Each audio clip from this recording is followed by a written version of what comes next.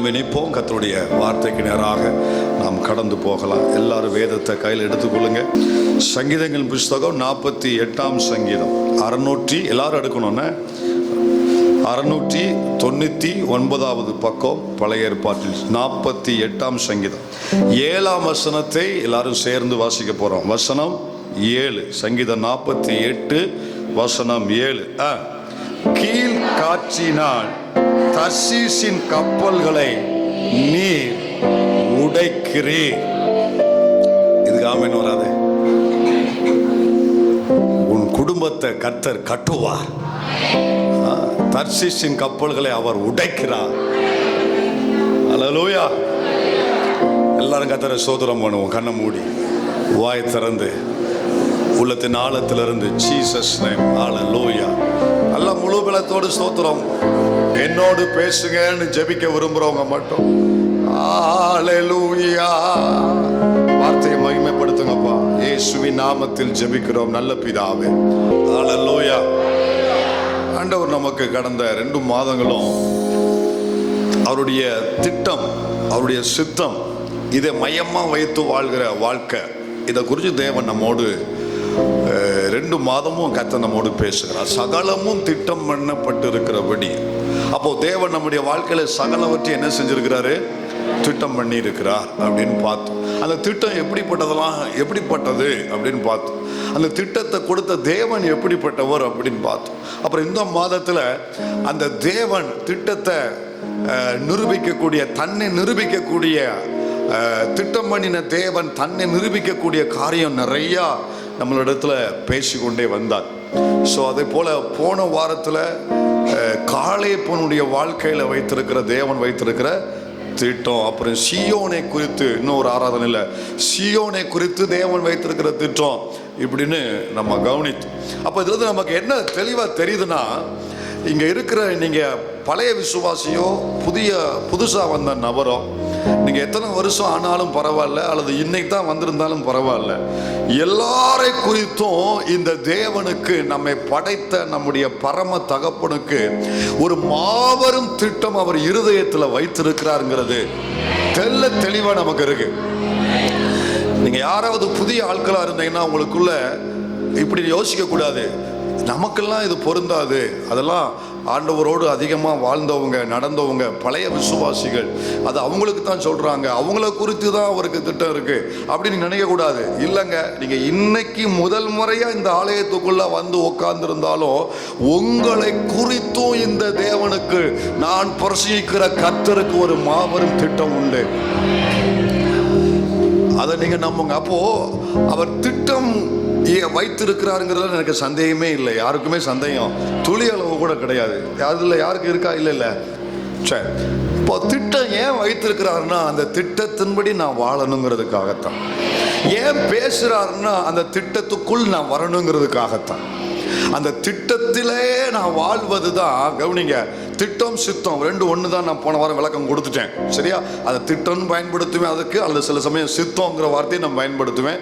2ம் நான் போன வாரம் அதுக்கு விளக்கம் கொடுத்துட்டேன். இப்போ கவனிங்க, அப்போ அந்த தேவனுடைய திட்டத்துக்குள் அல்லது தேவனுடைய சித்தத்துக்குள்ள வாழ்வது தான் அவருடைய இருதயத்தினுடைய விருப்பம். அப்படி அதாவதுங்க, சில நேரத்தில் நம்ம கட்டாயப்படுத்துறதுனால வாயில சொல்றது அல்லங்க, வாயில சொல்றது தேவனுடைய அந்த உதட்ட அளவுல நமக்கு சொல்றதுனால அது அல்ல. தேவனுடைய இருதயத்துல நம்ம சில பிள்ளைங்க கட்டாய விரும்புறதுனால சரிடா வாங்கிக்கூடா அப்படின்னு சொல்லுவோம். ஆனா உள்ளத்துல உண்மையாகவே அவனை குறித்து ஒரு நல்ல ஒரு திட்டத்தை நம்ம வச்சிருப்போம். சில நேரத்தில் அவனுடைய அடம்பிடிக்கிற அந்த கீழ்ப்படியாம, புரிந்து கொள்ளாம, தாங்க முடியாததுனால நம்ம உள்ளத்துக்குள்ள சில திட்டம் இருந்தாலுமே வாயில அவன் தொல்லை தாங்க முடியாம அந்த நேரத்தில் அவனுடைய அந்த பிரச்சனையை சரி கட்டுறதுக்காக சரி போடா அப்படின்னு சொல்றோம். ஆனா அது நம்முடைய உள்ளத்துக்குள்ள இருந்து வரல. இது எத்தனை பேருக்கு புரிஞ்சது? ஸோ அதுதான் தேவனுடைய இருதயத்துக்குள்ள இருக்கிறதான அந்த விருப்பம். என்னன்னா, உன்னை இந்த பூமிக்கு அனுப்புறதுக்கு முன்னாலேயே நான் உன்னை குறித்த ஒரு டிசைன், ஒரு டிவைன் டிசைன், ஒரு தெய்வீக ஒரு திட்டம் நான் வைத்து உன்னை அனுப்பி இருக்கிறேன். நீ பிறந்த முதல் நாள்ல இருந்து இந்த பூமியின் கடைசி இறுதி நாள் வரைக்கும் அந்த திட்டத்துக்குள்ள வாழ வேண்டும் என்பதுதான் தேவனுடைய இதயத்தினுடைய விருப்பம். இன்னொரு உண்மையை சொல்றேன், அந்த திட்டத்துக்குள்ள வாழ்வதுதான் நமக்கு பாதுகாப்பும் கூட. நமக்கு பாதுகாப்பும் கூட. அந்த திட்டத்துக்குள்ள இருப்பதுதான் நமக்கு சமாதானமும் கூட. உன் கண் போன போக்கிலே, உன் கால் போன போக்கிலே போகும் பொழுது அற்ப நேரம் உனக்கு சந்தோஷமா இருக்கும், சொற்ப நேரம் உனக்கு சந்தோஷமா இருக்கும். ஆனா அது உன் வாழ்க்கையில மாறாத மாபெரும் மாறாவின் கசப்பாக ஒரு நாள் மாறிவிடும். எது பாதுகாப்பு, எது நமக்கு சமாதானம்னா, கேட்கல, தேவனுடைய சித்தத்துக்குள் அல்லது திட்டத்துக்குள் இருப்பதுதான். எதை செய்தாலும் சரி, உங்க பிள்ளைங்க காரியம், ஊழிய காரியம், உங்க தொழில் சம்பந்தப்பட்ட காரியம், பிள்ளைய படிக்கிற பிள்ளைய உன் படிப்பு சம்பந்தப்பட்ட காரியம், வேலை செய்யற பிள்ளைங்க உன் வேலை சம்பந்தப்பட்ட எதை செய்தாலும் சரி, எதுக்குள்ள, அதுக்குள்ள இருப்பதுதான் நமக்கு பாதுகாப்பு, நமக்கு சமாதானம். போன வாரம் சொன்னேன், நான் அடுத்த வாரம் சொல்றேன்னு. ரிச்சர்ட் உம்ரன் அவருடைய மனைவி மிஸ்ஸஸ் சபீனா உம்ரன் அவங்க எழுதியிருக்கிறாங்க, doing the will of God is dangerous. Doing the will of God is dangerous. நிறைய பேருக்கு இந்த மனநிலைமை உண்டு. இது என்ன அர்த்தம்னா, தேவ சித்தம் செய்வது அது ஆபத்தானது. தேவ சித்தம் செய்வது ஆபத்தானது அப்படின்னு அவங்க எழுதிட்டு அதோட முடிக்கல. அப்போ அது ஆபத்தா இருப்பதுனால சிலர், உங்களுடைய மனநிலைமை சில நேரத்தில் அப்படித்தான் இருக்கு. தேவ சித்தமா அதெல்லாம் நம்ம செய்ய முடியாது, அதெல்லாம் ஊழியக்காரங்களும் பெரிய ஆட்கள் தான் செய்யக்கூடியது, அதெல்லாம் நமக்கு சரிப்படாது, அதெல்லாம் பெரிய ஆபத்தானதையா அப்படின்னு நம்ம நினைக்கிற மாதிரி தான் அவங்க எழுதியிருக்கிறாங்க. தேவ சித்தம் செய்வது ஆபத்தானது. அப்போ அது ஆபத்து அப்படிங்கிறதுனால அதை விட்டுலாமா? ஆபத்து அப்படிங்கிறனால அதை செய்யாம இருக்கலாமா? அப்படி சொல்லிட்டு சொல்றாங்க, முடியாது. Not doing the will of God is even though dangerous. Doing the will of God is dangerous. Not doing the will of God is even though dangerous. தேவ சித்தம் செய்வது அது ஆபத்தானது, தேவ சித்தம் செய்யாமல் இருப்பது அது அதைவிட அதிக ஆபத்தானது. புரியலையா? புரியலையா? நீங்க சொல்லுங்க, தேவ சித்தம் செய்வது ஆபத்தானதுதான், ஆனால் அதை செய்யாமல் இருப்பது அதை விட அதிக ஆபத்து. செய்து கொண்டே இருக்கும் பொழுது ஆபத்து வந்தாலும் தப்புவிக்க என் தேவன் வருவார். செய்யாமல் விட்டு விட்டு போனா புலிவால பிடிச்ச கதை. விடவும்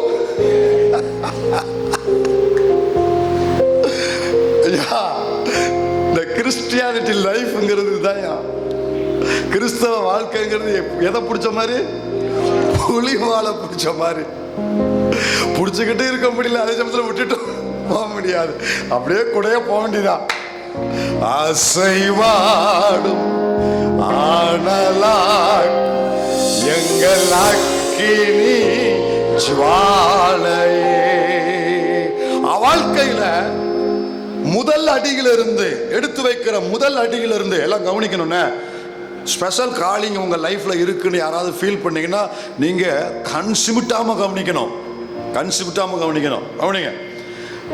உங்க வாழ்க்கையில எடுத்து வைக்கிற முதல் அடியிலிருந்து இறுதி அடி வரைக்கும் ஆண்டோடைய விருப்பம் என்னன்னா, ஸ்டெப் பை ஸ்டெப் அவருடைய சித்தத்தின் மையத்துல நம்முடைய அடி இருக்கணும்னு கர்த்தர் விரும்புகிறார். நம்ம பிரயாணத்துல நம்மளுடைய பிரயாணத்துல அவருடைய சித்தத்துக்குள்ள இருந்து அவர் நம்ம கூட, சித்தத்துக்குள்ள இருந்தாலே அவர் கூட இருப்பாரு. இயேசு சொன்னாரு, என்ன சொன்னாரு? நானும் பிதாவும் ஒன்றாய் இருக்கிறோம். பிதா என்னை விட்டு பிரிவது இல்லை. என் கூட இருக்க. எப்படி ஏன் கூட இருக்கிறாருன்னா, நான் பிதாவின் சித்தத்தை செய்கிறபடியா. அப்போ பிதாவின் சித்தத்தை செய்தா, அவருடைய சித்தத்தை செய்தா, அவர் நம்ம கூடவே இருக்கிறார். அப்போ அவரை மையமா வைத்து நம்ம டிராவல் ஆகும் பொழுது அவர் கூட இருப்பதுனால நல்லா சேலஞ்ச் பண்றேன், கவனிங்க.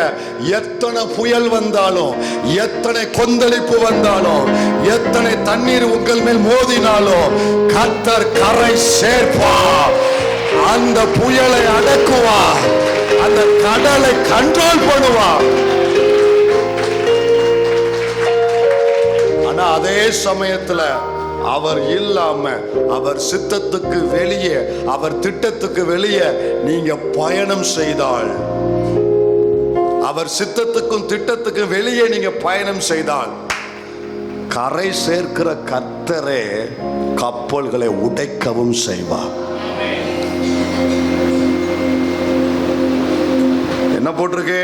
கீழ்காற்றினால் தர்ஷீஷின் கப்பல்களை நீர் உடைக்கிறது. கர்த்தரை இதுவரைக்கும் நம்ம யாரா பார்த்தோம்? கரை. என்ன ஒரு மாதிரியா இருக்கணும்னே குனிஞ்சிட்டீங்களா? கப்பலை உடைக்கிறான்ட்டு அப்போ இல்லைங்க. ஆண்டவர் அந்த உடைக்கிறது கூட ஏன் தெரியுமா? ஏன் பாதுகாப்புக்காக. ஆனா உங்ககிட்ட சொன்னதுக்காக நான் ரொம்ப வருத்தப்படுறேன். அந்த உடைக்கிறது கூட எதுக்கு தெரியுமா? என் குடும்பத்தின் பாதுகாப்பு, என் பிள்ளைகளின் பாதுகாப்பு, என் ஊழியத்தின் பாதுகாப்பு.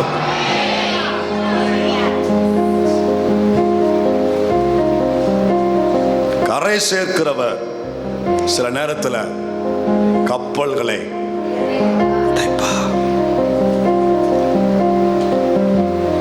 ஏன்னா நீ அதுல தொடர்ந்து போனேன்னா உனக்கு அது ரொம்ப ஆபத்தாயிரும். அதனால தேவன் குறுக்கிட்டு இந்த உடைக்கிறது உடனே உடைக்க மாட்டாரு. அப்படி ஆண்டவர் நம்மள மாதிரி மூர்க்க கோபத்திலாம் செயல்பட மாட்டாரு. ஸ்டெப் பை ஸ்டெப்பா கையாளுவாரு. ஸ்டெப் பை ஸ்டெப்பா முதல்ல ஒரு காற்று, அப்புறம் ஒரு கீழ் காற்று, அப்புறம் ஒரு பெருங்காற்று, அப்புறம் ஒரு சுழல் காற்று, இப்படியே அனுப்பி அனுப்பி அனுப்பி அனுப்பி அனுப்பி அனுப்பி அனுப்பி உன்னை அப்படியே உன் திசையை மாற்றணும்னு நினைப்பாரு. நீ அதையும் மீறி உன் பலத்தை நீ பயன்படுத்தி பிரயோகித்து, உன்னுடைய பராக்கிரமத்தை நீ பயன்படுத்தி, இல்ல நான் இதுலதான் போவேன் அப்படின்னு டிராவல் பண்ணனா வேற வழியே இல்லாம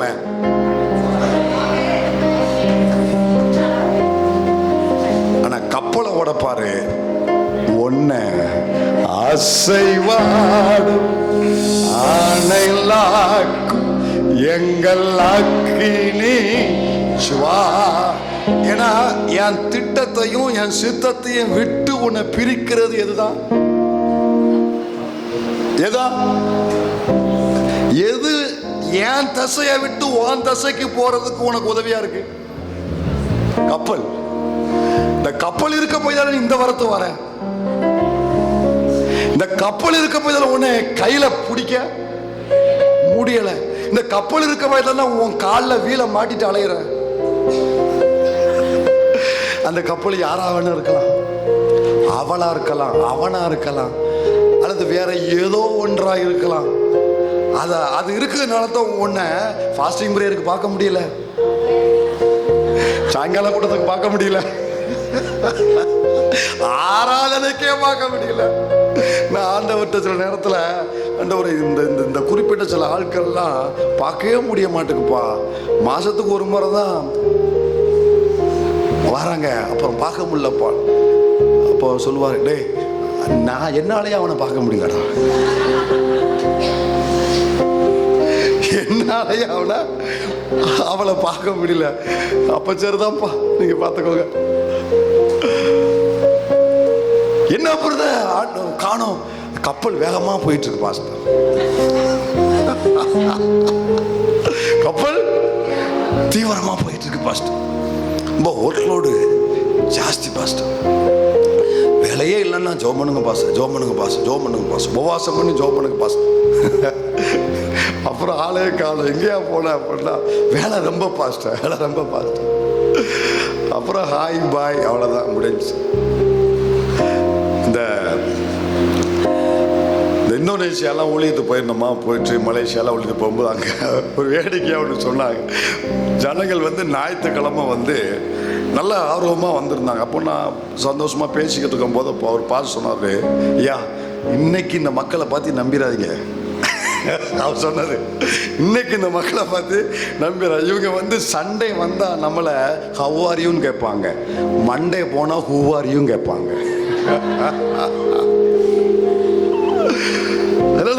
அதனால கப்பல் எப்படி போகுது, வேமா போத. ஆண்டவர் பார்க்குறா, என்னடா இவன் என்னையே சுற்றி வந்தவன், என் சமூகத்திலே தரித்திருந்தவன், நான்னா அவளுக்கு உசுறு, ஆனால் இப்போ அவளை பார்க்குறதே அரிதாக இருக்குது. கடைசியில் என்னை விட்டு ஏதோ ஒன்று இவளை என்ன செஞ்சிருச்சு, தூரமாக பிரிச்சிருச்சு, என் சித்தத்தை விட்டு இவளை எங்கேயோ கொண்டு போயிருச்சு, யாராவது அப்படின்னு பார்த்தா அங்கே என்ன இருக்கு, ஒரு கப்பல் இருக்கு. அப்போ ஆண்டவர் எவ்வளவோ முயற்சி பண்ணி முடியல, உடனே கடைசியில் வேற வழி இல்லை, ஒரு ஆர்டர் கொடுப்பாரு, போட்டுரு அப்படின்னு போட்டுருவார், முடிஞ்சிடும். அவர் போட மாட்டார். அவருக்கு ஒவ்வொரு ஆயுதங்கள் நிறைய இருக்கு. அவருடைய மிலிட்ரி நிறைய இருக்கு. நான் சொல்றேன், அது என்னன்னு சொல்றேன். அவருடைய மிலிட்ரியில ஒன்னு அனுப்புவாரா, போட்டுரும். ஆனா ஒன்னு என்ன செய்வார் தெரியுமா, மீனை கொண்டு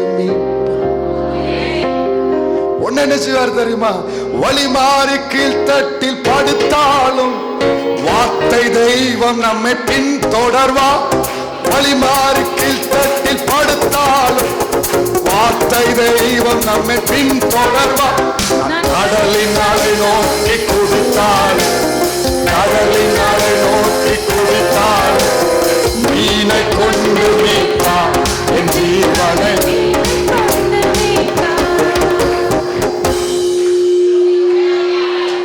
எல்லாத்துக்கும் அவர்கிட்ட பிளான் இருக்கு. கப்பலை போடுறதுக்கு பிளான் இருக்கு, உன்னை தூக்கி கரையில கொண்டு வரதுக்கு அவர்கிட்ட பிளான் இருக்கு. இந்த தேவனை மாதிரி ஒரு நல்ல தேவனை பார்த்ததில்ல, பார்க்க போறதும் இல்ல. இந்த தேவனை தெய்வமா அண்டிருக்கிற பிள்ளைங்க கொஞ்சம் சந்தோஷமா வைராக்கியமா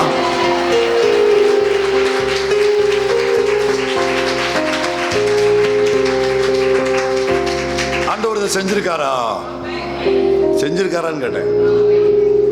பைபிள்ல செஞ்சிருக்காரா, எங்க செஞ்சிருக்காரு, அது நிறைய இடத்துல செஞ்சிருக்காரு. ஒரு இடத்த உங்களுக்கு நான் காமிக்கிறேன், சரியா? 2-3 இடத்துல செஞ்சிருக்காரு. ஒரு பகுதியை நான் உங்களுக்கு காமிக்கிறேன். யோனா தீர்க்க தரிசன புஸ்தகம் 1072. யோனா தீர்க்க தரிசன புஸ்தகம் 1 அதிகாரம். ஏமா 2ல இருந்து வாசி. நீ எழுந்து மகா நகரமாகிய நினிவேக்கு போய் அதற்கு விரோதமாக பிரசங்கி, அவர்களுடைய அக்கிரமம் என் சமூகத்தில் எட்டினது என்றார். அப்பொழுது யோனா கர்த்தருடைய சமூகத்தினின்று விலகி தர்ஷீஷுக்கு ஓடி போகும்படி எழுந்து யோப்பாவுக்கு போய் தர்ஷீஷ்க்கு போகிற ஒரு கப்பலை கண்டு கூலி கொடுத்து தான் கர்த்தருடைய சமூகத்தினின்று விலகும்படி அவர்களோட தர்ஷீஷ்க்கு போக கப்பல் ஏறினான். கர்த்தர் சமுத்திரத்தின் மேல் பெருங்காற்றை வரவிட்டார். அதனால் கடலிலே கப்பல்கள் உடையும் என்று நினைக்கத்தக்க பெரிய கொந்தளிப்பு உண்டாயிற்று. அப்பொழுது கப்பற்காரர் பயந்து அவனவன் தன் தேவனை நோக்கி வேண்டுதல் செய்து பாரத்தை லேசாக்கும்படி கப்பலில் இருந்த சரக்குகளை சமுத்திரத்தில் எரிந்து விட்டார்கள். யோனாவோ வென்றால் கப்பலின் கீழ்த்தட்டில் இறங்கி போய் படுத்துக்கொண்டு அயர்ந்த நித்திரை பண்ணினான். அப்பொழுது மாலுமி அவனிடம் அசிரியாவின் சாம்ராஜ்யத்தின் நாட்களில் நடந்த சம்பவம். அசிரிய சாம்ராஜ்யமாக இருக்கும்போது, அவன் வல்லரசா இருக்கும்போது, அவனுடைய தலைநகரம் நினிவே. அசிரியாவுடைய தலைநகரம் நினிவே. அதனுடைய பாவம் உச்சத்துக்கு வந்ததுனால இதுக்கு மேல அவங்கள பூமியில வைக்கிறதுல பிரயோஜனம் இல்லை அப்படிங்கிற நிலைமை வந்துச்சு. அப்போ பழைய ஏற்பாட்டை பொறுத்தவரையில ஒரு தேசத்துல ஒரு பட்டணத்துல பாவம் அதிகரிக்குன்னா அங்க வெளிப்படக்கூடியது ஒண்ணு ஜட்ஜ்மெண்ட் மட்டும்தான். அப்போ இந்த நினிவேவை கர்த்தர் அழிக்கும்படி திட்டம் கொண்டதுனால, ஆனா அதுக்கு முன்னால ஒரு வாய்ப்பு கொடுக்க தேவன் விரும்புறார். அதுக்கு முன்னால அவருடைய வார்த்தையை அங்க சொல்லணும்னு கர்த்தர் விரும்புறாரு. என் வார்த்தையை சொல்லாம ஒரு உண்மையை தெரிஞ்சுக்கோங்க. உலகத்துல மரிக்கிற எந்த ஒரு மனிதனும் ஒரு முறையாவது கிறிஸ்துவை கேள்விப்படாம அவன் மரிக்கிறதே இல்லை. ஆண்டவர் ஒரு முறையாவது அவனுக்கு அந்த வாய்ப்பை கொடுக்கிறாரு. எப்படியாவது அவன் தன்னை அறிந்து கொள்ள வேண்டுகிற ஒரு துடிப்புல தேவன் வாய்ப்பை கொடுக்கிறாரு. அப்ப நினிவேவையும் அழிக்கிறதுக்கு முன்பு அதற்கு ஒரு வாய்ப்பை கொடுக்க தேவன் விரும்பினாரு. என் ஆண்டவர் யார் தெரியுமா? வாய்ப்புகளின் தேவன், நான் ஆராதிக்கிற கர்த்தர், மறுபடியும் வாய்ப்பு கொடுக்கிறவர்.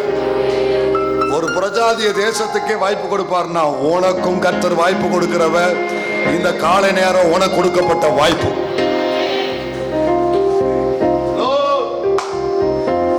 சபையே, இந்த ஆராதனை நேரம் கர்த்தர் நமக்கு கொடுத்த வாய்ப்பு. இந்த மாதத்தின் இறுதி வாரத்தில் வந்த நீங்க பாக்கியவான்கள். கவனிங்க.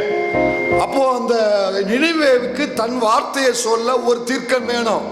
தேடி கண்டுபிடிச்சா பக்கத்தில் இருக்கு. பக்கத்துல ரொம்ப பக்கம் இல்லை, அந்த ரூட்ல இருக்கிறது யாருன்னா யோனா.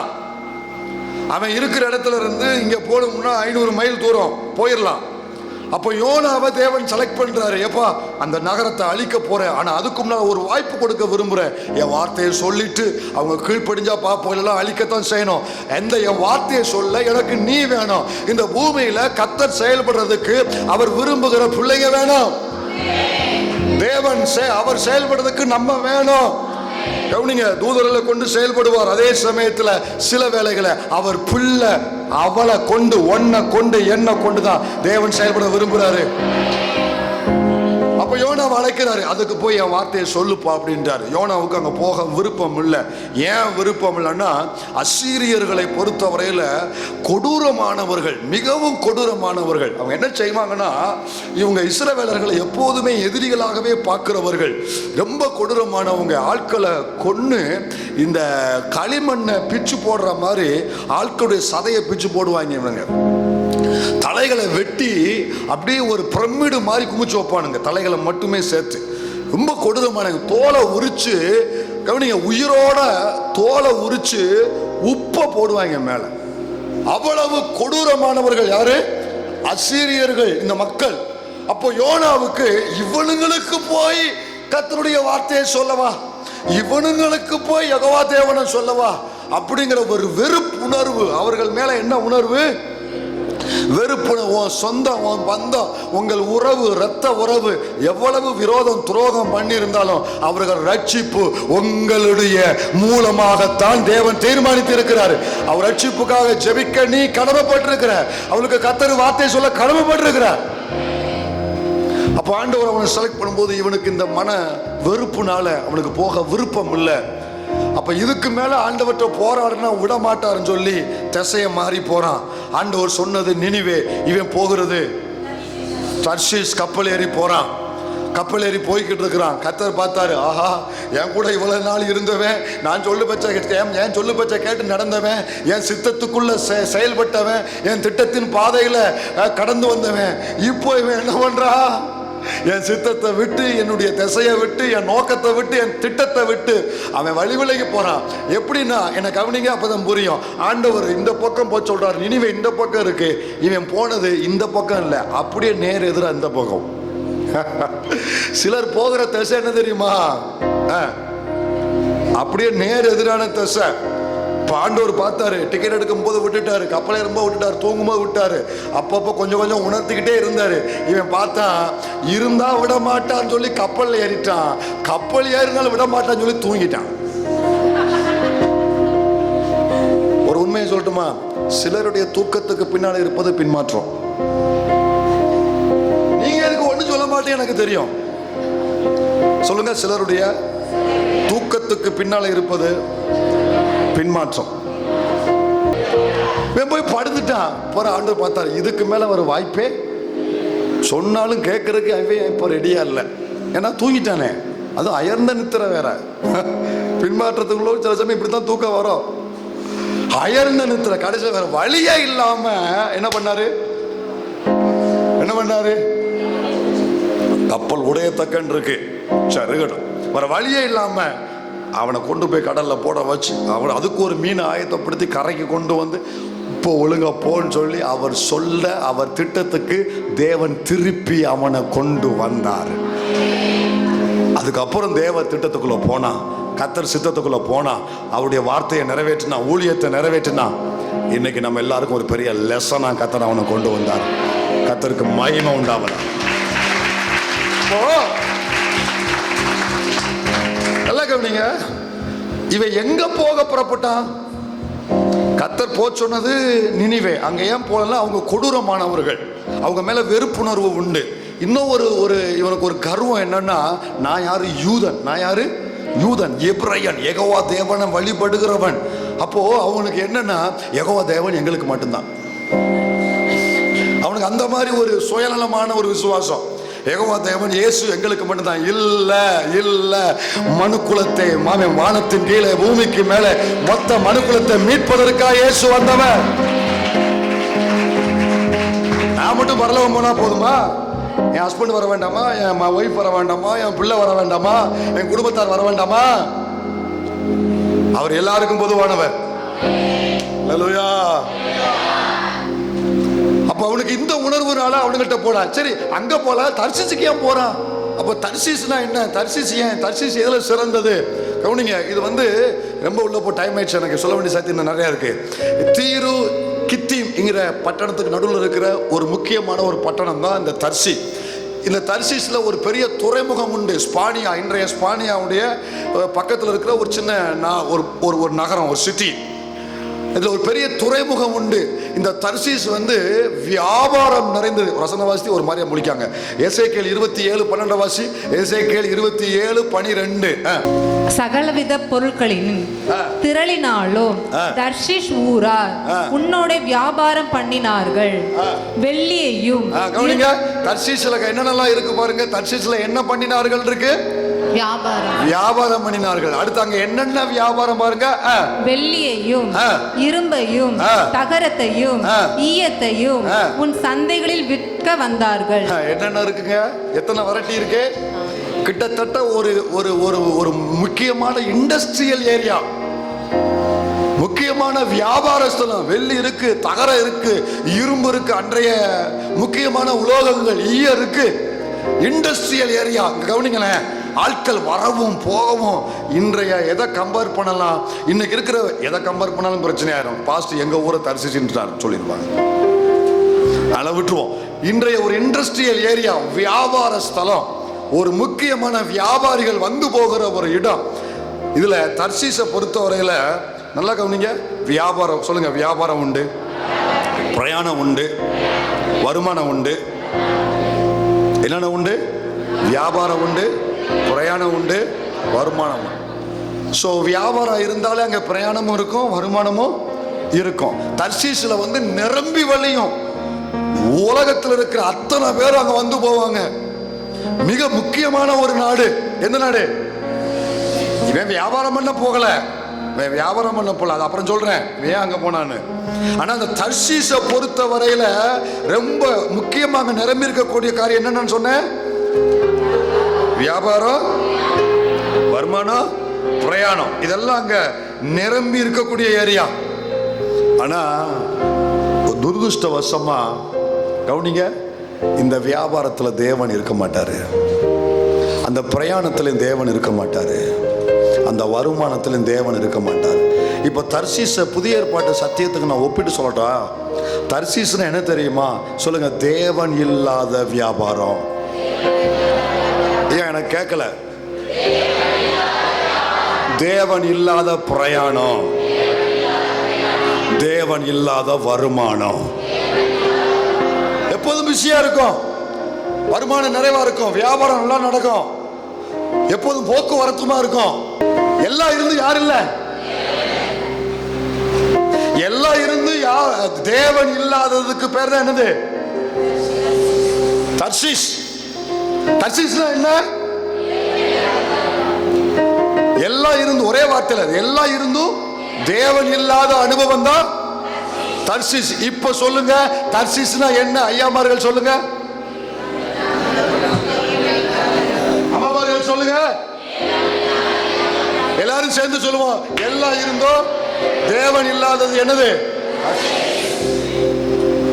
புரிஞ்சிருச்சுன்னு நினைக்கிறேன் பாதி பேருக்கு மேல. இன்னைக்கு சபைக்குள்ள நிறைய பேர் எங்க இருக்காங்க? நிறைய பேர் எங்க இருக்காங்கன்னு கேட்டேன். தர்சீஸ். எல்லாம் இருக்கு, தொழில் இருக்கு, வருமானம் இருக்கு, வியாபாரம் இருக்கு, நல்ல நல்ல நல்ல பொசிஷன் இருக்கு, உயர்வான பதவி இருக்கு, எல்லாமே படிப்பு இருக்கு, வருமானம் எல்லாமே இருக்கு. ஆனா கவனமா இருங்க, உங்க வியாபாரத்துல வியாபாரம் முக்கியம், தொழில் முக்கியம், வருமானம் முக்கியம், எல்லாமே முக்கியம். ஆனா அதை விட என் தேவன் முக்கியங்களில் முக்கியமானவர். இது எல்லாம் போனாலும் நான் பிழைச்சுக்கிடுவேன் அவர் என் கூட இருந்தா. அவர் போய் இது எல்லாம் இருந்தோம் ஹோமாவுக்கு போயிடுவேன். எனக்கு வியாபாரம் வேணும், ஆனா அந்த வியாபாரத்தில் யார் இருக்கணும்? எனக்கு வருமானம் வேணும், வருமானத்தில் யார் இருக்கணும்? எனக்கு பிரயாணம் வேணும், ஆனா பிரயாணத்தில் யார் இருக்கணும்? இந்த மூணுலையும் தேவன் இருக்கிறாரான்னு சொல்லி கொஞ்சம் கொஞ்சம் பரிசோதிச்சு பாருங்க. குடும்பத்துக்கு கவனிங்க ஐயாமார்களே, ஒரு 5 நிமிஷம் உங்கள்கிட்ட நான் பேச விரும்புகிறேன். பேசலாமா? அதுக்கு தானே நீங்கள் வந்திருக்கீங்க, அதுதான் நானும் வந்திருக்கேன். குடும்பத்துக்கு நீங்கள் ரொம்ப முக்கியமானவங்க. ஒரு ஆமீன் சொல்லிடுறாங்க, அப்படியே வாயை நல்ல ஜீப்பு போட்டு வச்சுக்கோங்க. ஏன்னா அவரை பற்றி பேசுகிறோம்ல. குடும்பத்துக்கு யார் முக்கியமானவங்க? சகோதரர்கள், புருஷர்கள், ஐயாமார்கள், நீங்கள் ரொம்ப முக்கியமானவங்க. எல்லாரும் உலகத்தை சொல்லுவாங்க பெண்கள் நாட்டின். அப்ப இவங்க என்னவா? இருந்துக்கோங்க, நீங்க கண்களாவே இருந்துக்கோங்க, உங்களை வேண்டான்னு சொல்லல. இல்ல நீங்க என்ன நினைக்க நான் சொல்லட்டுமா? பாஸ்ட் அங்க ஓட்டுக்கு இப்போ எவர் ஓட்டு எனக்கு வேண்டாங்க. நீங்க நாட்டின் கண்களா இருக்கலாம், ஆனா உங்களுக்கு கண்கள் இவர் தான். உண்மையா இல்லையா? அவர் இல்லாம நீங்க ஒரு ஸ்டெப் எடுத்து வைக்க முடியுமா? கடையில் போய் 1 கிலோ பருப்பு வாங்கிட்டு வாங்க பார்க்கலாம். வீட்டு வாடகை கட்டுறதுலேருந்து பால் கணக்கு முடிக்கிறதுலேருந்து மளிகை கடை பிடிக்கிறதுலேருந்து ஃபீஸ் கட்டுறதுலேருந்து அப்புறம் இபி பில் கட்டுறதுலேருந்து கரண்ட் பில் கட்டுறதுலேருந்து எல்லோடு தானே வாட்டர் பில் கட்டுறதுலேருந்து இல்லையா டீசல் போடுறது பெட்ரோல் போடுறது இஎம்ஐ கட்டுறது யாருதான்? கண்ணை முழிச்சாலே இந்த மாதம் இஎம்ஐ கட்டணுமே, இந்த மாதம் லோன் கட்டணுமே. அந்த பாரம் நமக்கு இருக்குமா? எவ்வளோ கட்டுறாரான்னு தெரியுமா உங்களுக்கு? முதல்ல என்னைக்காவது கேட்டு, ஐயா எவ்வளையா கட்டிட்டு இருக்கீங்க, என்னையா செய்கிறீங்க, எவ்வளையா வருது, சமாளிக்கிறீங்களா, என்ன ஏதாவது வேற ஏதாவது வாய்ப்பு இருக்கா, ஏதாவது நான் உதவி ஏதாவது கேட்டிருக்கீங்களா? ஏதாவது கேட்டுக்கலான்னு நான் கேட்குறேன். என்னதான் ஏப்ப சாப்பியா இருந்தாலும், பங்குனியில பிறந்த மங்குனியமா இருந்தாலும் அவரெல்லாம் வாழ்க்கை நடக்காது, அவரெல்லாம் குடும்பம் ரன் ஆகாது. நான் சொல்றது உண்மையா இல்லையா? கொஞ்சம் திரும்பி பாருங்களேன். உங்ககிட்ட வரும்போது ஆள் எப்படி இருந்தார்? கோட்டும் சூட்டுமா, கல்யாண மேடையில் சும்மா பட்டு வேஷ்டி பட்டு கட்டிட்டு ஆள் எப்படி இருந்தார்? இப்போ பாருங்களேன், அப்படியே உழைச்சு உழைச்சு உழைச்சு என்ன ஆகி போச்சு? சொல்லுவாங்க உலகத்தில் உழைச்சு உழைச்சு ஓடா. அவங்க அம்மா மட்டும் வந்தாங்கன்னு வைங்களேன், உங்க என் பிள்ளைய அவன்கிட்ட எப்படி கொடுத்தேன், இன்னைக்கு பாரு என் பிள்ளை எப்படி இருக்குப்பா, சட்டெல்லாம் தொலைதலன்னு இருக்கு என் பிள்ளை. நீங்க உங்க பொறுப்பு அதை விட பெருசு, அதை நான் ஒத்துக்கிறேன். வெளியே உழைச்சா மட்டும் போதுமா? குடும்பத்தை நடத்துறது, பிள்ளைகளை கவனிக்கிறது, அவங்களுக்கு ஆக்கி போறது, உங்களுக்கு ஆக்கி போடுறது, நீங்க பேசுறது எல்லாத்தையும் வாங்கிக்கிட்டு எல்லாத்தையும் வாங்கிட்டு சகிச்சுக்கிட்டு நீங்க இல்லைன்னா குடும்பமே இல்லை. எங்க உங்களை தாங்க சொல்றேன், புரியுதா உங்களுக்கு? அதனால இப்படி வச்சுக்கலாமா? நீங்க இந்த பக்கம் வலது கண்ணுன்னா அவங்க இந்த பக்கம் இடது கண்ணு, ரெண்டு கண்ணு. ஐயா கவனிங்க, ஐயா நல்லா கவனிங்க. ஆண்டவர் உங்களுக்கு நல்ல ஏதோ ஒரு வருமானத்தை கொடுத்துருக்க, ஏதோ ஒரு வியாபாரத்தை கொடுத்துருக்காரா? எல்லாருக்கும் ஏதோ ஒரு வியாபாரம் கொடுத்துருக்காரா? ஏதோ ஒன்று நீங்கள் நினைக்கிற அளவுக்கு பெருசாக இல்லாவிட்டாலும் உங்கள் குடும்பத்தை நடத்தக்கூடிய ஏதோ ஒன்று இருக்கா இல்லையா? ஒரு வருமானம் இருக்கா இல்லையா? அன்றாட நமக்கு கத்த நடத்துறாரா இல்லையா? உங்க திட்டம் நிறைவேறாம இருக்கலாம், ஆனா அவர் திட்டமிட்டபடி அனுதினமும் ஏதோ ஒன்றை வச்சு கத்தர் உங்களை நடத்துறாரா இல்லையா? அப்ப உங்களுக்கு பொறுப்பு அதிகம், நான் ஒத்துக்கிறேன். பிள்ளைகளை குறித்த பாரம் உங்களுக்கு அதிகம், அதே நான் ஒத்துக்கிறேன். குடும்பத்தை குறித்த பாரம் உங்களுக்கு அதிகம். ஏன்னா இவங்க உங்கள்கிட்ட ஈஸியாக கொட்டிடுவாங்க எல்லாத்தையும், ஆனால் நீங்க யார்த்தையும் அதை கொட்ட முடியாது. உள்ள வாங்கி நீங்க உள்ள தேங்கி தேங்கி தேங்கி உள்ள வச்சுக்கிற ஆட்கள், உள்ள அப்படியே வச்சு யார்ட்டையும் சொல்ல மாட்டீங்க, உள்ளே வச்சிருப்பீங்க எல்லாத்தையும். அது அவங்களுக்கு புரியாது. ஆனால் அவங்க உங்களுக்கு கொட்டுவாங்க. எல்லாம் பொறுப்பு உங்களுக்கு அதிகம், ஒத்துக்கிறேன். ஆனால் நான் என்ன சொல்கிறேன், வியாபாரம், பிரயாணம், வருமானம், உங்களுடைய வாழ்க்கையின் டிராவல் ரொம்ப மும்முரமாக போய்கிட்டு இருக்கும் பொழுது கொஞ்சம் பிரேக் போடுங்க. கொஞ்சம் பிரேக் போடுங்க சகோதரர்களே, கொஞ்சம் பிரேக் போடுங்க. ஒரு ஆயில் சர்வீஸ் பண்ணுங்க.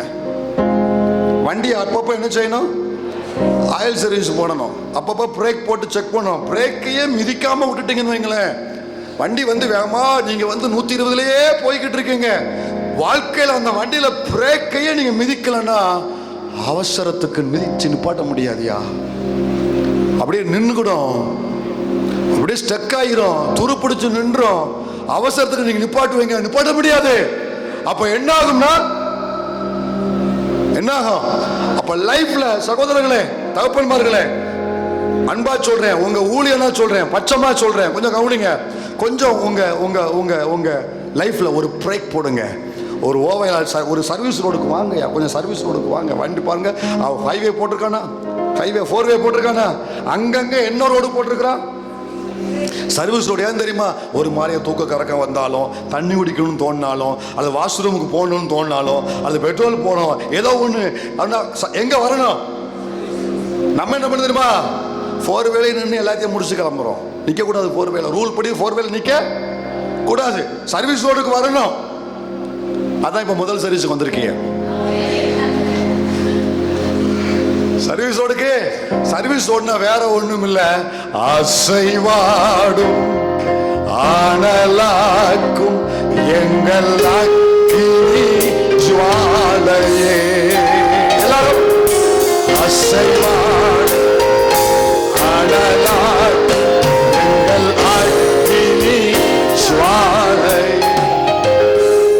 சர்வீஸ் ரோடுனா வேற ஒண்ணும் இல்ல, ஆண்டவருடைய சமூகம் தான் சர்வீஸ் ரோடு. அவருடைய பாதம், அவருடைய ஆராதனை, அவருடைய ஆலயம், அவருடைய வேதம், அவருடைய சமூகம், அவருடைய பிரசன்னம். அங்க அமர்ந்து கொஞ்சம் கொஞ்சம் டெஸ்ட் பண்ணுங்க. என் பிரயாணத்துல தேவன் இருக்கிறாரா? என் வருமானத்துல தேவன் இருக்கிறாரா? என்னுடைய வியாபாரத்துல தேவன், என் பிரயாசங்களில தேவன், நான் எடுத்து வைக்கிற ஒவ்வொரு அடியிலையும் தேவன். செக் பண்ணி பாருங்க. பெருசா இல்ல, அன்றாட வாழ்க்கை நடத்தான் வர்றதா இருந்தாலும் பரவாயில்ல, அவரோடு கூட, அவருக்குள்ள, அவருக்காக. இந்த அனுபவத்துல நீங்க கொஞ்சமா சம்பாதிச்சாலும் பரவாயில்ல, பெருசா சம்பாதிச்சவன் சாதிக்க முடியாத உயரத்தை இந்த கொஞ்சத்தை வச்சு உங்களை சாதிக்க வைப்ப. கர்த்தர் கிருபை செய்வார். 5 அப்பம் 2 மீன் போதும் உங்களை தலைமுறைக்கு ஆசீர்வதிக்க. நான் நினைக்கிறபடி நடக்கலையே, நினைக்கிறபடி கிடைக்கலையே, பெருசா சேமிக்கலையே, எதிர்காலத்துக்கு ஒண்ணு இல்லையே, ஒண்ணு வேண்டாம், இருக்கிறது போதுன்றாரு கர்த்தர். 5, 2, 7 சம்பூரணம். உன் தலைமுறை ஆசீர்வதிக்கப்படும். தகப்பன்மார்களே, நீங்க ரொம்ப முக்கியம். சபைக்கு, கர்த்தருக்கு நீங்க ரொம்ப முக்கியம். குடும்பத்துக்கு ரொம்ப முக்கியம். உங்க பிள்ளைகளுக்கு நீங்க ரொம்ப முக்கியம். எங்க வீட்டுல அப்படி ஆள் இல்ல பாஸ்டர்னா, ஒரு ஆம்பளை ஆளுன்னு சொல்லி உங்களுக்கு பிள்ளைய கொடுத்துருப்பார்ல, அந்த பிள்ளை. ஹலோ, நீங்க ரொம்ப முக்கியம். நீங்க சரியா இருந்தீங்கன்னா குடும்பம் சரியா இருக்கும், பிள்ளை சரியா இருப்பா, எல்லாம் சரியா நடக்கும். குடும்பம் சரியா இருந்தா சபை எல்லாம் சரியா இருக்கும், சபை சரியா இருந்தா தேசம் நல்லா சரியா இருக்கும். இன்னைக்கு ஒரு தீர்மானம் எடுங்க. தேவன் இல்லாத பிரயாணம் எனக்கு, தேவன் இல்லாத வருமானம் எனக்கு, தேவன் இல்லாத எந்த பிரயாசமும் எனக்கு. கர்த்தர் இவ்வளவுதான் கொடுத்தாங்க, இவ்வளவு கேட்டீங்க, இவ்வளவுதான் கொடுத்திருக்காரு. ஏன் தெரியுமா இவ்வளவு கொடுக்கல? இவ்வளவு கொடுத்தா நீ அவர்கிட்ட இருக்க மாட்டேன்னு அவருக்கு தெரியும். ஆண்டவருக்கு இதை விட நீங்க முக்கியம்னு கர்த்தர் வருகிறார். உங்க வருமானத்தை விட, உங்களுடைய பிரயாசங்களை விட நீங்க தான் கர்த்தருக்கு முக்கியம். என் பிள்ளை என் கூடவே இருக்கணும்னு கர்த்தர் விரும்புறாரு. நீங்க அவரோடு இருக்கணும் கர்த்தர் விரும்புறாரு. சில காரியம் கேட்டு ஏன் கிடைக்கல, நீங்க அவருக்கு முக்கியம். பக்கத்துல நல்லா கை கொடுத்து சொல்லுங்க, நம்ம கேட்டும் கிடைக்காதது காரணம் அதை விட நாம் தான் கர்த்தருக்கு முக்கியம்.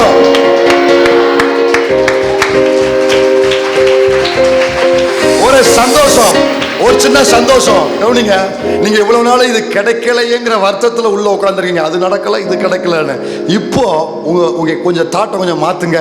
அது கிடைக்காததுனால, அதை கர்த்தர் கொடுக்காதனால எனக்கு என்ன புரியுதுன்னா, நான் தான் அவருக்கு முக்கியங்கிறது எனக்கு புரியுது. அசைவாடும் ஆனலாகும் எங்கள் அக்கினி ஜுவாலை.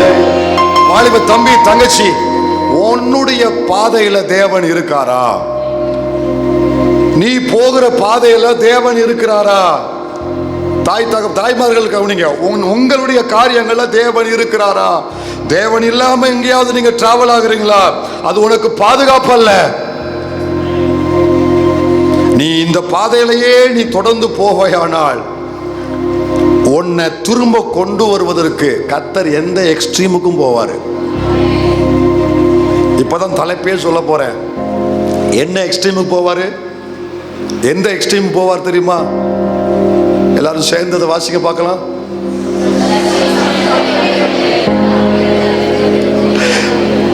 கேட்கல எனக்கு.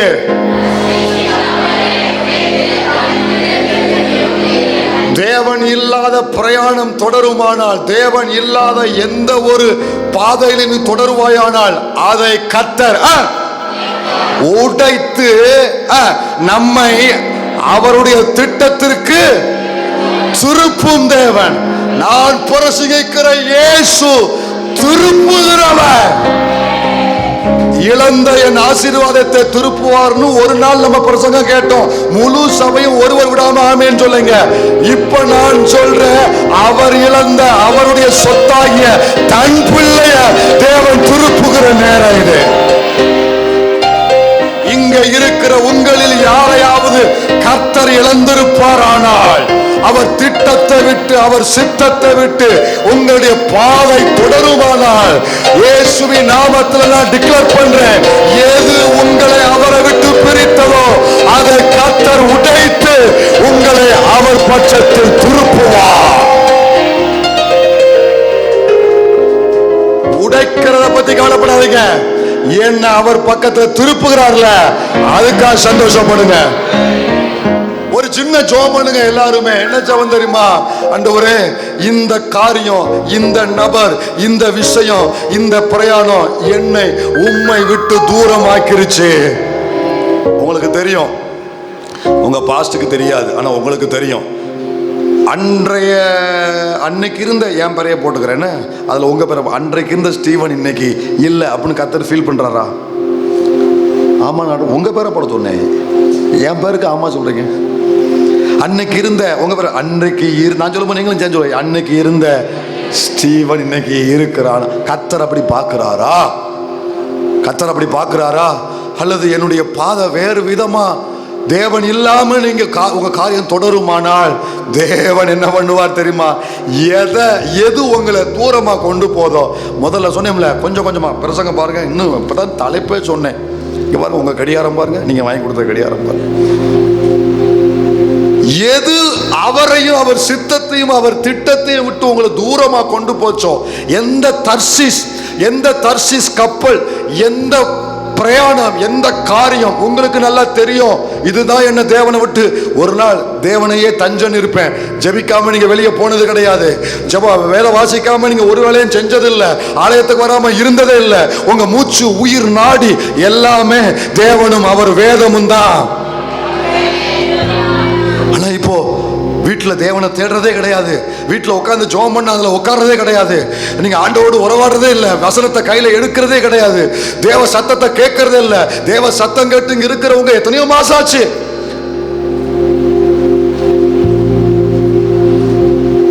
பரலோகத்துல மிகுந்த அமைதி உண்டாச்சு.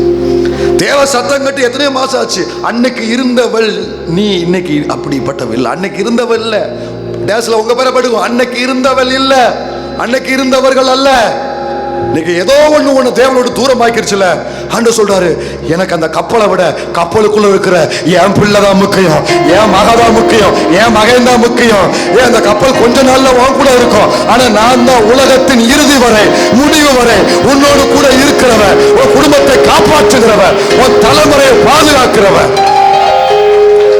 சொல்லுங்க சொல்லுங்க சொல்லுங்க. தேவன் இல்லாம அரண்மனையில் இருப்பதை விட தேவனோடு வனாந்தரத்தில் இருப்பது மேல்.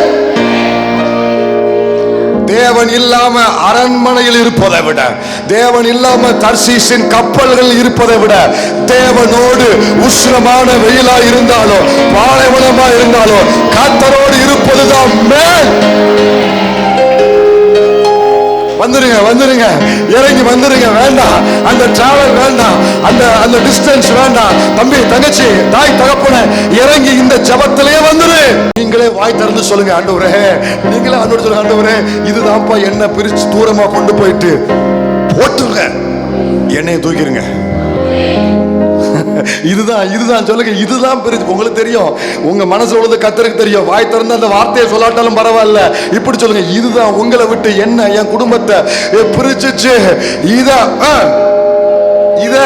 துணிச்ச உள்ளவங்க மட்டும் இத உங்களை விட்டு என்ன பிரிச்ச இந்த கப்பலை போட்டுங்க. என்னைய சொல்லு, புரியலையா? உங்களை விட்டு என்ன பிரிச்ச இந்த கப்பலை எல்லாரும் சேர்ந்து போட்டுருங்க. என்னைய ஊக்கிருங்க. நீங்க கொடுத்தது போதும். நான் சொல்லட்டுமா? இப்போ உங்க கையில இருக்கு பார்த்தீங்களா, இதுலதான் உங்க தலைமுறை சந்தோஷமா இருக்கும், உங்க குடும்பம் சந்தோஷமா இருக்கும், குறைவு இருக்காது. அவரோடு நடந்து கொஞ்சமா இருந்தாலும் பரவாயில்லை, அவருக்கு நீங்க தான் முக்கியம். ஆனா பட்னியா விட மாட்டார், சந்ததியை கையேந்த விட மாட்டாரு, யாத்தையுமே நீக்க விட மாட்டாரு, ஆச்சரியமா நடத்துவாரு. நீங்க சொல்லணும்ல, என்ன நடத்துனது என் வருமானம் அல்ல, என் குடும்பத்தை நடத்துனது என்னுடைய சோர்ஸ் அல்ல, கர்த்தர் என்ன நடத்தினாருங்கிறது உங்க வாயிலிருந்து வரணும்ல. அதுக்கு தான் தேவன் உங்களை இந்த பாதையில நடத்துகிறார். தேவனுக்கு எது முக்கியம்? ஹல்லேலூயா. இந்த மேபி சிலருக்கு இது லாஸ்ட் சான்ஸா இருக்கலாம். தம்பி தங்கச்சி சகோதரா, இது உங்களுக்கு கடைசி வாய்ப்பா இருக்கலாம். இதுக்கு மேல நீ மறுபடியும் அப்படி திட்டத்துக்கு வரலன்னா உன்னை எப்படி கொண்டு வரணும்னு அவருக்கு தெரியும். இப்போ வந்துட்டா சின்ன காயம், வெளியே தெரியாமல் அப்படியே போட்டுருவார். ஆனால் இன்னும் நீ வராமல் அடம் பிடிச்சன்னா சேதாரம் ரொம்ப பெருசாக இருக்கும். கொண்டு வந்துடுவார், கண்டிப்பாக கொண்டு வருவார். ஆனால் கொஞ்சம் சேதாரம் கொஞ்சம் பெருசாக இருக்கும். வேண்டாம், ஆண்டவர் சொல்றார் வேண்டாம். இது மொத்த சபைக்கு இந்த பிரசங்கம் நான் சொல்ல மாட்டேன். ஆனால் யாருக்கோ அவங்களுக்கு இப்போ கர்த்தர் பரிசுத்த ஆவியான ஊழியம் செஞ்சுக்கிட்டு இருக்காரு. யாருக்கோ அவங்களுக்கு பரிசுத்த ஆவியான ஊழியம் செஞ்சுக்கிட்டு இருக்காரு. எனக்கு தெரியும். ஏன்னா இதை கொடுத்தது எங்களுக்கு சும்மா கொடுக்கல, எங்களையும் நோரிக்கு தான் கொடுத்தாரு. அப்போ யாருக்கு வேணுமோ ஊழியம் செஞ்சுட்டு இருக்காரு. நல்லா கவனி. சேதாரம் வேண்டாம், சேதாரம் வேண்டாம்னா இப்பயே வந்து சேர்ந்துரு. சொல்லுங்க. நம்ம திருந்தி வந்தவர்கள் அல்ல, திருப்பி வந்தவர்கள். திருந்தியா வந்தவற்ற நம்ம திருந்த முடியுமா? நம்ம திருந்துற கேசா? கர்த்தர் நம்மளை திருந்திட்டு வாடான்னு சொல்லல, திரும்பி வாடா. நீ இருக்கிற லட்சணத்திலே வா, நீ இருக்கிற கரை குறை ஓடு நீ வா. ஆனா திரும்பி மட்டும் வா. நிறைய பேர் நினைக்கிறீங்க நான் திருந்திட்டு வரேன், அது நடக்கவே நடக்காது. நீ என்னைக்கு திருந்த, நம்ம என்னைக்கு திருந்தன்னு நான் கேட்கிறேன். திருந்துறவங்களா நம்மளாம் திருந்தலாம் முடியாது. திரும்பணும். சொல்லுங்க, திரும்பணும். திருந்துறவ அதுக்காக சொல்ற அர்த்தம் என்னன்னா, ஆண்டவர்கிட்ட வந்தா திருந்திருவேன்றேன். அவர்கிட்ட வந்தவனை கழுவிடுவாரு. அவரோட உறவாடுனா அவருக்கு பிரியம் இல்லாதனா வேண்டான்னு தூக்கி போட ஆரம்பிச்சிருவேன். பாசு உங்க வீட்டுக்கு வந்தா பாசுக்கு பிடிக்காதெல்லாம் நீங்க செய்ய மாட்டீங்க, அப்படிதானே? அப்ப இயேசு உங்க கூட இருந்தா, அவரோடு நீங்க இருந்தா, இது அவருக்கு பிடிக்காதுன்னு ஆட்டோமேட்டிக்கா தூக்கி போட்டுருவீங்களே. திருந்திருவேன். திரும்பி வந்தா திருந்திருவேன். சொல்லுங்க, திரும்பி வந்தா திருந்திருவேன். அப்போ ஆண்டவர் இன்னைக்கு உங்களுக்கு ஒரு அழைப்பு கொடுக்கிறாரு. என்ன தெரியுமா? திருந்திட்டு வான்னு உலகம் சொல்லும், உலகம் கம்பெனி சொல்லும். கர்த்தர் அப்படி இல்லை, நீ திரும்பி என்கிட்ட வந்தா போதும், என் பிள்ளையா வந்தல, மறுபடியும் உனக்கு ரட்சிப்பின் வஸ்திரம், மோதிரம், பாதவச்ச கொத்த கண்டு அப்பாவின் பிள்ளைங்கிற ஸ்தானம் இந்த கால நேரத்தில். எத்தனை பேர் விரும்புறீங்க? ஏதோ ஒரு வகையில் எல்லாருக்குமே இந்த வசனம் நமக்கு தேவைப்படுது. நம்ம எல்லாருமே பெரிய சிலர் வந்து தூரமா, சிலர் வந்து கொஞ்சம் பக்கத்தில் இப்போ தான் போக ஆரம்பிச்சிருக்கீங்க, டக்குன்னு ஓடி வந்துரு. சிலர் வந்து தூரமாக போயிட்டு 1-2 உள்ள இருக்கிறீங்க, எனக்கு தெரில, ஆவியானவர் சொல்றார் இருக்கிறீங்க. சிலர் வந்து இப்போதான் அப்படி லேசா அப்படி கண்ணு அப்படி ஒரு மாதிரியா அந்த டிரைவிங்கில் போகும்போது சில நேரத்தில் அப்படி லேசாக இருக்கும். பெரிய ஆபத்து டப்புன்னு இறங்குறோம் பார்த்தீங்களா, அந்த மாதிரி சிலர் இப்போதான் லேசா பக்கத்துலாம் இருக்கீங்க, ஆனால் லேசா ஒரு நூல் அளவு தான், நீங்க உடனே ஓடி வந்துருங்க, அவர் உடனே தூக்கி விட்டுருவாரு, இருக்கிறத வச்சு உங்களை ஆசீர்வதித்து பெருக பண்ணுவாரு. எத்தனை பேர் ஒப்பு கொடுக்க விரும்புறீங்க? அப்படியே முழங்கால் யார் யார் ஆண்டவற்றை நெருங்கி வர விரும்புறீங்க? இருக்கிறவங்க இன்னும் நெருங்கி வாங்க, தூரமா இருக்கிறவங்க உடனே வந்துருங்க. வாய் திறந்து எல்லாரும் சேர்ந்து ஜெபம் பண்ணுங்க. வாய் திறந்து கர்த்தர் உங்களோடு பேசியிருந்தா உங்களுக்காக ஜெபம் பண்ணுங்க, அல்லது யாருக்கு தேவையோ அவர்களுக்காக ஜெபம் பண்ணுங்க. ஆனா எல்லாரும் சேர்ந்து ஜெபம் பண்ணுங்க. ஹல்லேலூயா. சில காரியம் எனக்கு இப்போ வரைக்கும் கிடைக்காமல் இருப்பதற்கு காரணம், அதை விட எனக்கு உங்களுக்கு நான் தான் முக்கியம்ப்பா, நான் தான் உங்களுக்கு முக்கியங்கிறதுனால சில விஷயத்த என் கண்ணிலேயே காட்டாம தூரமா வச்சிருக்கிறீங்க. ஆனா அவரோடு நடக்க நடக்க நடக்க நடக்க நடக்க அதை விட மேலான மகிமைய, மேலான ஸ்தானத்தை பார்க்கிற ஒரு பாக்கியத்தை தேவன் வச்சிருக்கிறாரு. இருக்கிறத வச்சு போஷிப்பாரு, இருக்கிறத வச்சு நடத்துவாரு, கையேந்த விட மாட்டாரு, பிறரிடத்துல போய் நிற்க விட மாட்டாரு, அற்பமானதை கொண்டு ஆச்சரியமாய் தேவன் கொண்டு போவாரு. ஆனா நீதான் கர்த்தருக்கு முக்கியம். வாலிய பிள்ளைங்க ஜெபம் பண்ணுங்க, ஐயாமார்கள் ஜெபம் பண்ணுங்க. தேவன் இல்லாத பிரயாணம் வேண்டாம், தேவன் இல்லாத பிரயாசம் வேண்டாம், தேவன் இல்லாத எதுவுமே வேண்டாம். ஐயா ஒரு நிமிஷம் ஜெபம் பண்ணுங்க தயவு செய்து எல்லாரும், சகோதரர்கள் எல்லாரும் ஜெபம் பண்ணுங்க, தம்பிமார்கள் எல்லாம் ஜெபம் பண்ணுங்க.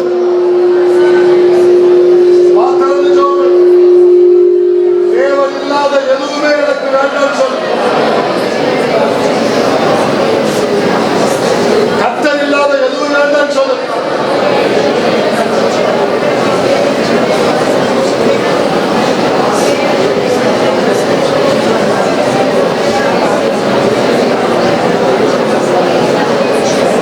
உங்களுக்கு எப்படி நான் தான் முக்கியமோ, எனக்கு நீங்க தான்ப்பா, நீங்க தான்ப்பா.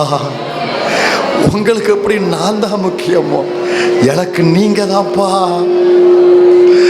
ஆசைவாடும் ஆனலா எங்கள் அக்கினி ஜுவாலையே, ஆசைவாடும் ஆனலா எங்கள் அக்கினி ஜுவாலை. உங்க கையை மேல உயர்த்தி ஆண்டவர்கிட்ட சொல்லுங்க. சில நேரத்தில் உங்க கையை நான் விட்டது தப்பு தான், என்னை மன்னிச்சிருங்க. இப்போ தீர்மானம் எடுக்கிறேன், உயிரே போனாலும் சரி, வாழ்வோ சாவோ, ஜீவனோ மரணம், என் கையை பிடிச்ச உங்க கரத்தை நான் விட மாட்டேன். என் கையை பிடிச்ச உங்க கரத்தை நான் விட மாட்டேன், விட மாட்டேன். கர்த்தர் சொல்ற, நானும் உன்னை விட மாட்டேன், அக்கறை சேர்ப்பேன், மகிமையாய் கொண்டு வந்து நிறுத்துவார், விழுந்து போக விட மாட்டார், எழும்பி நிமிர்ந்து நிற்க வைப்பார். கர்த்தரை மட்டும் முக்கியப்படுத்துங்க, மற்றதெல்லாவற்றையும் அவர் தூக்கி நிறுத்துவாரு. எங்களை உயிர்ப்பித்த நம்முடைய சத்திய வசனங்களுக்காய் நன்றி. வார்த்தையை கொடுத்து ஜனத்தை ஆசீர்வதியும். நீரே மகிமைப்படும், உமது வசனத்தை மாத்திரம் மகிமைப்படுத்தும். எங்களை தாழ்த்துகிறோம். இயேசுவின் நாமத்தில் உமது ஜனத்தை ஆசீர்வதிக்கிறேன். இயேசுவின் நாமத்தில் ஜெபிக்கிறோம் நல்ல பிதாவே, ஆமென்.